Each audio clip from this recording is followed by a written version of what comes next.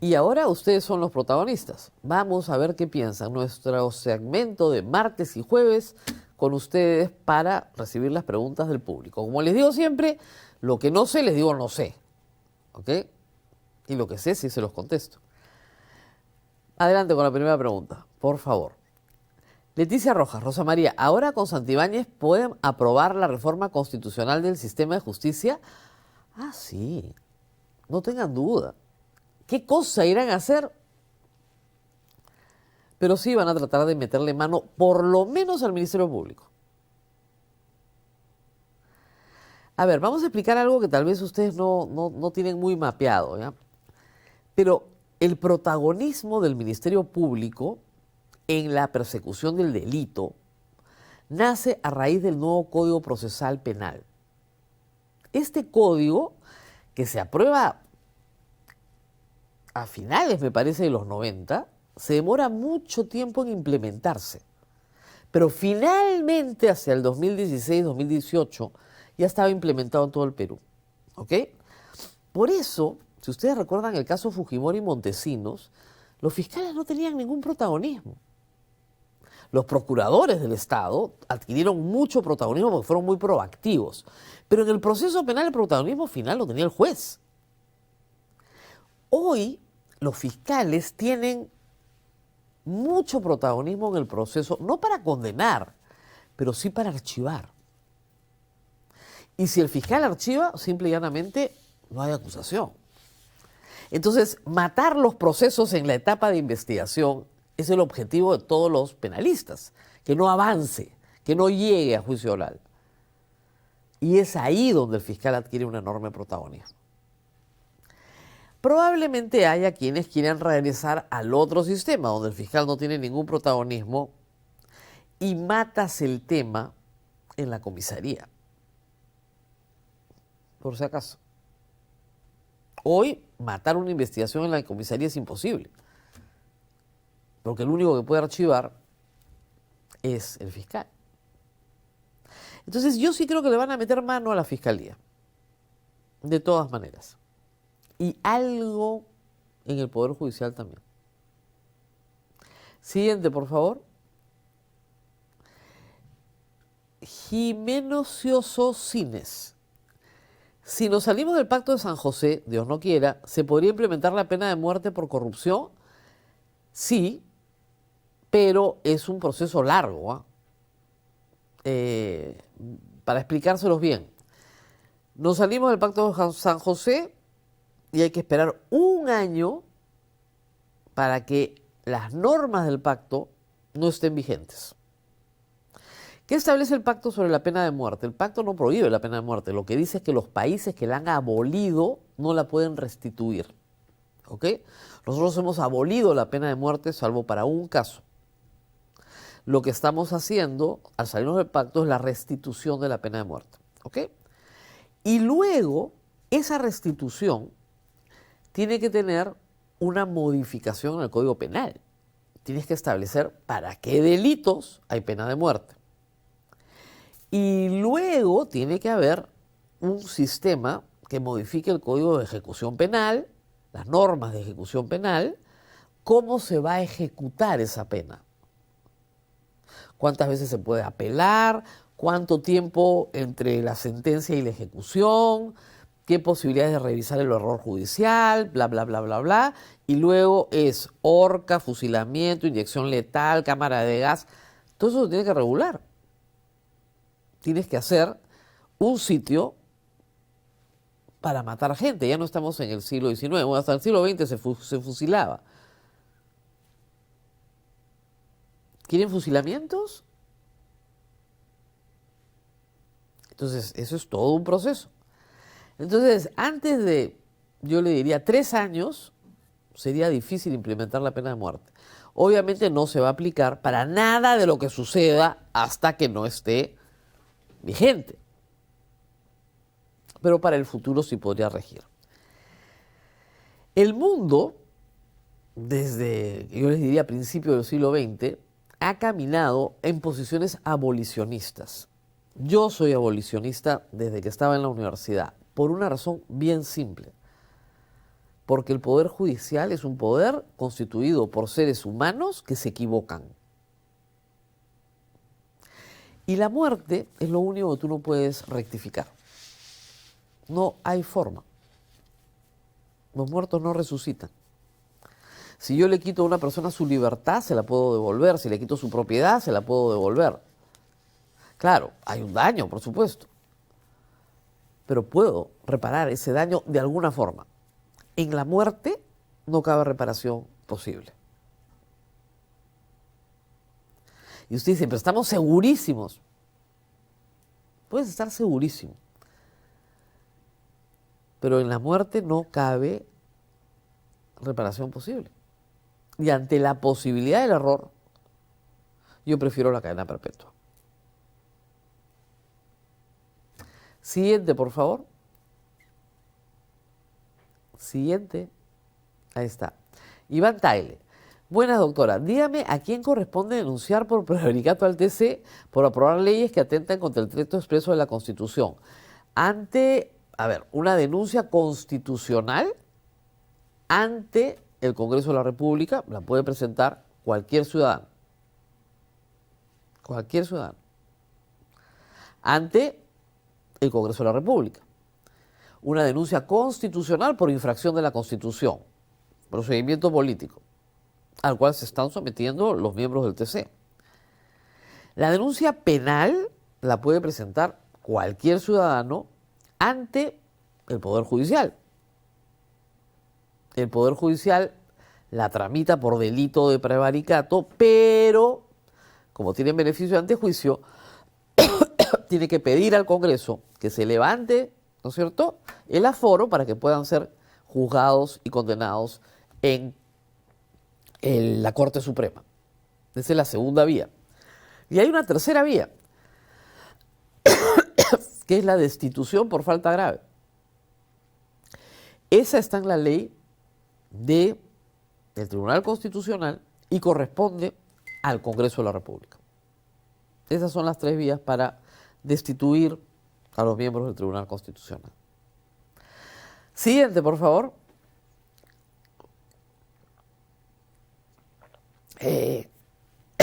Buenos días, Rosa María Palacios. Si hay ministros en desacuerdo con el retiro de la Corte, ¿el Estado tendría impedimento de hacerlo? No necesariamente. Supongamos que el Ejecutivo manifiesta su voluntad. ¿Cómo se manifiesta la voluntad del Ejecutivo? Con el voto aprobatorio del Consejo de Ministros. ¿Ok? Los ministros que no estén de acuerdo con una decisión tienen que renunciar. Eso es lo que dice la Constitución. Y se nombran a otros que sí están de acuerdo con la decisión. Si tú no renuncias, aunque dejes a salvo tu voto y tu opinión, pero si no renuncias, eres corresponsable con todo el gabinete. Entonces, el ministro que no esté de acuerdo con esa decisión y quiera dejar a salvo su responsabilidad, penal, política, la que sea, tiene que renunciar. Los demás, así hayan dicho yo estoy en contra, se considera que tienen responsabilidad. Así de simple. No sé qué va a pasar con ellos. Siguiente, por favor. Fabio Andrew Soto M. Doctora Rosa María Palacios, buenos días. ¿Qué posibilidades tiene el señor Vizcarra de ser candidato? ¿Usted cree que lo condenen antes de las elecciones?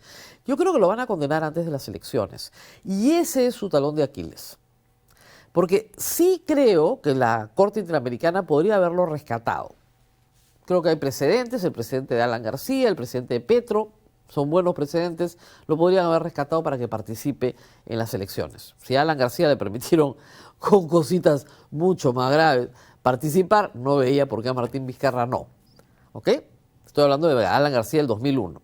Muy bien. Pero, tiene un proceso penal. ¿Ok? Y lo que dice la Constitución modificada hace un par de años, el 2020, es que no puede ser candidato a la presidencia del Congreso una persona condenada, incluso en primera instancia, aun cuando el proceso esté en apelación. Y yo sí creo, por lo que ha anunciado el fiscal Juárez Atoche, el fiscal Vela, han dicho 3 o 4 meses, ya pues para diciembre está condenado. Estando condenado y teniendo en cuenta la conducta que han tenido los jueces con Humala, que lo han mandado a la cárcel, pese a que tiene apelación, ¿eh? Le han impuesto la prisión efectiva, aun cuando el caso está en apelación, y el caso de Humala yo creo que debería ganarlo en la Suprema. Lo más probable es que esos 5 meses de prisión preventiva se prolonguen ya en la condena y no lo dejen salir. Es lo más probable. Y luego apelará. Vizcarra puede tener un caso en instancias superiores, yo creo que sí tiene un caso, y ahí se verá. ¿Ok? La otra posibilidad es que ya condenados todos, entre un presidente por el cual ustedes voten y digan: yo ofrezco indultar a Humala, a Castillo y a Vizcarra, porque no son violadores de derechos humanos, por las condenas que tengan hoy. En el caso de Humala, donaciones de campaña no es delito. En el caso de Castillo, ha estado ya 3 años preso, ya pagó, o los que esté, pues 4 o 5 en ese momento. Y en el caso de Vizcarra no le han podido probar la disposición del dinero. Los indulto a todos. Pero depende por quién voten ustedes. Esa es la única forma, creo yo, de que salga pronto. Pronto en 2 años, ¿no? Entonces, esos son los escenarios. Ser candidato, muy difícil. La otra es que no lo condenen antes de las elecciones. Y ahí, con la venia de la Corte Interamericana, podría jugar. Pero tendría que dejar jugar el Jurado Nacional de Elecciones. Miren, ¿cómo les explico que la manifiesta voluntad de este Jurado Nacional de Elecciones es que Vizcarra no participe? Lo han sacado de ser militante de su propio partido. Más claro no puede estar. Sin embargo, ayer hay una noticia interesante. El partido de Duberlí Rodríguez ha vuelto a ganar contra el Jurado Nacional de Elecciones y el Poder Judicial ha vuelto a ordenar que lo inscriban de todas maneras. Aun cuando el jurado dice: no, es un imposible jurídico, ya precluyó esa etapa, el Poder Judicial ha dicho: no, no te pases. Tú no le has permitido ejercer sus derechos políticos, lo tienes que inscribir. Cosa que Vizcarra puede decir también. No es muy claro, ¿se dan cuenta? Pero ahí vamos. Siguiente, por favor. Víctor de Aguilar, buenos días. ¿Cree usted que va a afectar la economía si el gobierno peruano se retira de la Corte de Derechos Humanos? Saludos desde Cape Town. Muchas gracias por participar, señor Víctor Aguilar, y por su donación. A ver, los países que son receptores de inversión, que necesitan recibir inversión extranjera, tienen que darle garantías a la inversión extranjera de que van a jugar con unas reglas de juego, ¿no es cierto?, de primer mundo. Es decir, se respeta propiedad, se respeta contrato, libertad de sacar remesas del país, etcétera, etcétera, remesar utilidades, etcétera. Eso es lo primero, eso está en nuestra Constitución. El capítulo económico de la Constitución es el que garantiza la inversión privada, que ésta no va a ser robada por el gobierno de turno, asaltada por el gobierno de turno. Pero también un sistema en el cual hay Estado de Derecho, lo que en inglés se llama rule of law. O sea, si hay Estado de Derecho, yo puedo invertir en un país que me garantiza, ¿no es cierto?, que hay leyes, hay regulaciones, que se van a cumplir las regulaciones, que las exigencias de las regulaciones son estas y aquellas. A los empresarios los derechos humanos les importan poco. Me da pena decirlo. Debería ser de otra manera, pero lamentablemente no lo es. No entienden la magnitud de la importancia que tiene para ellos mismos, ¿no es cierto?, el respeto al derecho de propiedad. Y en ese sentido, el Pacto de San José sí es una garantía del derecho de propiedad, que podríamos perder. No sé si entienden la magnitud del problema. Que tenga una afectación inmediata, no. pero que a la larga tenga una afectación, sí. Siguiente, por favor. Canal Socorrito Buscando la Verdad. La República pregunta: Gorriti en IDL Radio comentó que una alianza entre Vizcarra y Castillo podría tener un impacto relevante en el 2026. ¿Qué opina usted? Estoy completamente de acuerdo. Yo creo que esa es una de las razones por las cuales han sacado a Vizcarra de Barbadillo. O sea, a ver, lo sacan porque no le corresponde, entonces hay que humillarlo, ¿no? Y hay que meterlo con presos comunes. Lo llevan a Ancón y lo aíslan. Y no está con presos comunes ni va a estar con presos comunes. Entonces, ¿para qué lo sacas de Barbadillo? Para que no hable con los demás presidentes. Con los que entiendo ha hablado, por lo menos ha hablado con Castillo. Antes de entrar al penal, muchos meses antes, Vizcarra había dicho que si él era presidente, indultaba a Castillo. Por el caso del golpe de Estado, no por los casos de corrupción, que no se han tramitado todavía. Por el caso del golpe de Estado. Y lo dijo acá en el programa. Eso es una señal para la votación de Castillo, que puede ser poquita, ¿ya? Pero en este momento la izquierda peruana no tiene otro personaje visible que lidere alguna intención de voto. Vladimir Cerrón tampoco puede postular. Está prófugo de la justicia, aunque ustedes verán por todo el Perú los cartelitos de Vladimir presidente, pero Vladimir Cerrón tiene el problema de su alianza con el fujimorismo en el Congreso. O sea, para la izquierda, Vladimir Cerrón, ¿no? Está con pinche de Dina, aunque se insulten todo el día. Y además, después del caso del cofre, la verdad. Entonces, ¿quién es el candidato de la izquierda peruana en este momento? ¿El señor Aranacoca?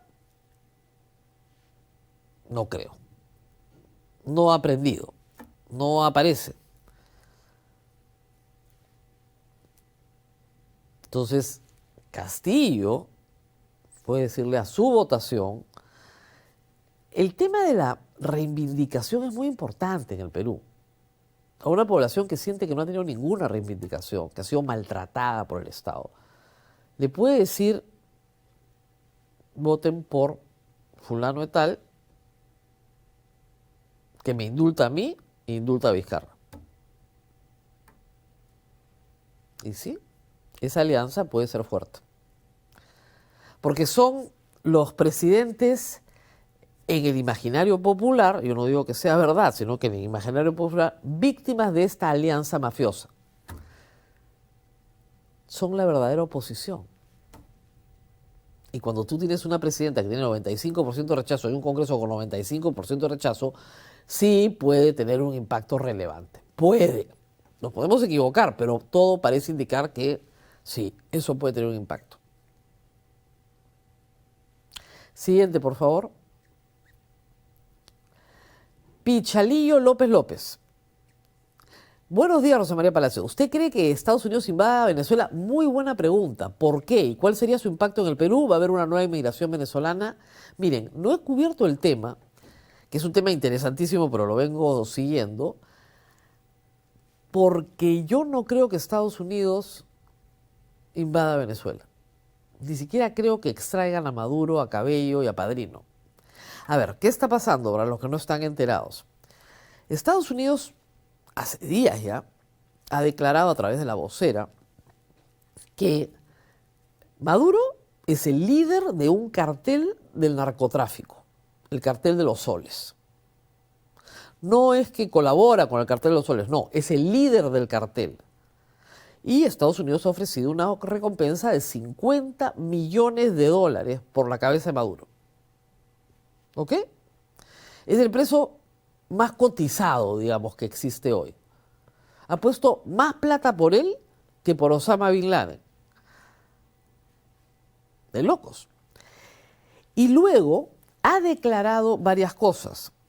Que el gobierno de Maduro es ilegítimo, cosa que ha hecho buena parte de América Latina también, y que está vinculado, ¿no es cierto?, al narcotráfico y al terrorismo. Por lo tanto, ha creado un esquema legal por el cual Maduro tiene que ser juzgado en los Estados Unidos. Y está acusado en los Estados Unidos. El esquema legal está. Estados Unidos ha movido parte de su flota a las costas frente a Venezuela. Trinidad y Tobago ha dado permiso para que pasen, o Curazao han dado permiso para que pasen, no se hacen ningún problema, que pasen nomás. Ha movilizado 6.000 hombres aproximadamente en 6 embarcaciones de guerra. Tiene helicópteros, misiles, drones, todo el equipamiento que ustedes necesiten para hacer lo que quieran. El domingo, Maduro soltó a 13 presos políticos y trató de organizar un regimiento de milicianos, con poco éxito, según todas las fuentes. Pero ¿qué pasa?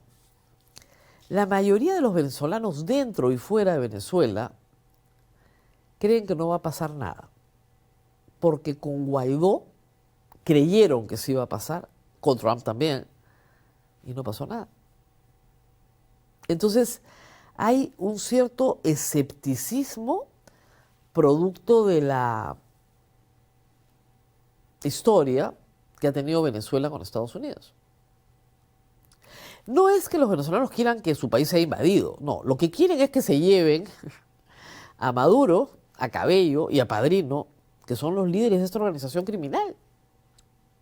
Y que entre Edmundo González, ganador legítimo de las elecciones, por supuesto, y María Carolina Machado, y que se organice un sistema democrático, libre, pero para eso no solamente tienes que extraer a los 3 líderes de la organización criminal, prácticamente tienes que dar de baja a todo el ejército. Porque el poder de Maduro se asienta en el ejército venezolano. Ese es el problema. Y son 27 años. Ahí hay militares que han hecho toda su carrera bajo Chávez y Maduro. Y que son parte del aparato de poder. ¿Qué tanto está dispuesto Trump a entrar en un conflicto directo? Y por otro lado, los venezolanos, asilados en los Estados Unidos muchos, están muy descontentos con Trump. Les han quitado una serie de beneficios migratorios. A ellos, a los cubanos y a los nicaragüenses que tenían, por razones políticas, un tratamiento especial. Entonces, no creo que haya una invasión. Ahora, todos los analistas militares que he leído, lo que dicen es que va a haber una extracción quirúrgica, comando, ¿no? Encontrar con inteligencia provista internamente, ¿no? ¿Dónde están? Extraerlos y llevarlos a Estados Unidos para que sean juzgados. ¿Ha ocurrido esto? No. La flota está en posición, casi toda ya. Se tuvo que mover porque vino un huracán, regresó. El país está a la espera en Venezuela y acá en el Perú también. Pero apenas tengamos una novedad, por supuesto que la vamos a compartir. Estamos esperando que ocurra. Pero hay gran escepticismo sobre si va a ocurrir o no. Ojalá que Venezuela sea libre, es lo que todos queremos, que Edmundo González sea presidente, que María Corina Machado regrese a Venezuela. Ella dijo, se acabó, eso es lo que le ha dicho a todos, ahora sí este régimen se acabó. Todos esperamos eso por el bien de los venezolanos. Y eso permitirá que muchos que vinieron al Perú, a Chile, a Colombia, a Ecuador, regresen a recuperar lo suyo. Dejaron propiedades, dejaron empresas, dejaron muchas cosas. Ojalá. Ojalá. Muy bien, siguiente pregunta, por favor. Un principiante liberal, no leo nada porque está todo en negro. Y tiene una donación de 100 NOK. Es la moneda de Noruega, ¿no? Pero ahora sí. Luis Anco. Doctora, buenos días. Si nos tocara un congreso decente, ¿cuánto tiempo le tomará restaurar las barbaries que hizo este congreso y gobierno? Por estos no. Mire, por lo menos 2 años. ¿Por qué? Porque para las reformas constitucionales tú necesitas una doble votación, ¿no es cierto? Pero teniendo 2 cámaras, necesitas casi 4 votaciones. Puede ser menos, ¿ya? Pero para las reformas constitucionales, por lo menos 2 años. Pudiendo ser año y medio, pero debería ser 2 años. Y por el otro lado, para las reformas legislativas el proceso va a ser muchísimo más lento, de nuevo, porque hay diputados y senadores. Y por lo menos 1 año. Con mucho trabajo y entusiasmo, por lo menos 1 año. El proceso va a ser muchísimo más lento. ¿Ok? Siguiente, por favor. Dale, póngalo. ¿Qué pasó? Parece que no se puede leer. Dice, Sí. Vizcarra va como segundo vicepresidente en la fórmula y el Jurado Nacional de Elecciones lo tacha. Ajá. Le pasó a Sagasti cuando era vice del PM. Si ganase y el Poder Judicial restaurase los derechos a Vizcarra, ¿se reactivaría él como vice? Uy, muy complicada su pregunta para entenderla a esta hora, porque además no la puedo leer, me la acaban de leer, pero que es que Vizcarra va como segundo vicepresidente, entonces renuncian los otros y él se queda, pero está tachado, pero lo restituye, no lo sé. Tendríamos que estar en ese momento. La verdad que es muy complicada su pregunta, por favor, la contestar, si ni siquiera la puedo leer. Siguiente, por favor. Lo que sí les puedo decir a todos, les digo, que el que va de segundo vicepresidente, ese tiene estabilidad laboral. A ese el Congreso no lo puede votar, porque si lo vota, tenemos que ir a elecciones generales. Entonces, el cargo más interesante de la plancha presidencial no es quién va de presidente o quién va de primer vicepresidente. El segundo es el que importa.